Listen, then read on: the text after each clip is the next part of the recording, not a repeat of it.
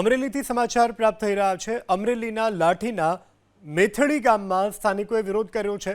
પથ્થરના ભડિયા અને ઓવરલોડિંગ વાહનોની સામે સ્થાનિકો દ્વારા આક્રોશ વ્યક્ત કરવામાં આવ્યો છે।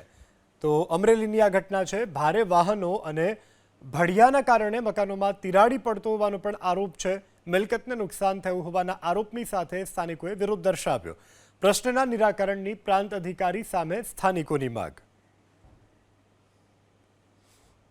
અવારનવાર આરતી સાહેબ રજૂઆત હોવા છતાં પણ એ લોકોએ ક્યારેય ગામમાં વિઝિટ કરેલી નથી અને કોઈ એવા પગલાં નથી લીધેલા અથવા તો એ લોકોને ક્યારેય નોટિસ નથી આપેલી અને એના પરિણામે અત્યારે આ લોકો છે ને માત્ર સાંડ ઘોડે બેફામ બની અને ઓવરલોડિંગ વાહન અને આ રીતના બધું નુકસાનકારક અને ડમરી પણ એટલી ચડે છે। ખનીજના બ્લોક્સ આવેલા છે, એમાં જે કામગીરી થાય છે એના કારણે એમના ઘરમાં ધૂળના પ્રદૂષણનો પ્રશ્ન રહે છે અને બીજું કે ડમ્પરના કારણે ત્યાં આગળ જે મકાનો છે એને ધ્રુજારીનો પ્રશ્ન ઊભો થાય છે।